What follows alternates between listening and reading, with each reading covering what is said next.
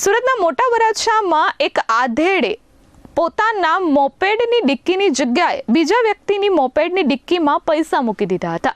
જો કે પોલીસને જાણ થતાં પોલીસે સીસીટીવી અને મોપેડ નંબરના આધારે ચાલકની શોધખોળ કરી પરિવારને પૈસા પરત કરાવ્યા હતા। સુરતના મોટા વરાછા ખાતે રહેતા પોપટભાઈ દુધાત પરિવાર સાથે હોટલમાં જમવા ગયા હતા। આ દરમિયાન પોપટભાઈ દ્વારા બાઇકમાંથી રૂપિયા કાઢી દીકરાની મોપેડમાં મૂક્યા હતા। જો કે આજુબાજુ બે સરખી મોપેડ હોવાથી 1,16,000 રૂપિયા બીજાની મોપેડમાં પોપટભાઈથી મુકાઈ ગયા હતા।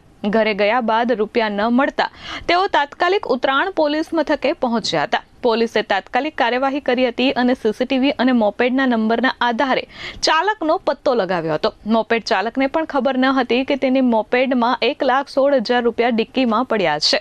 જો કે પોલીસે મૂળ માલિકને પૈસા શોધી પરત કરતા તેમને પોલીસનો આભાર વ્યક્ત કર્યો હતો। Bureau report S24 news Surat.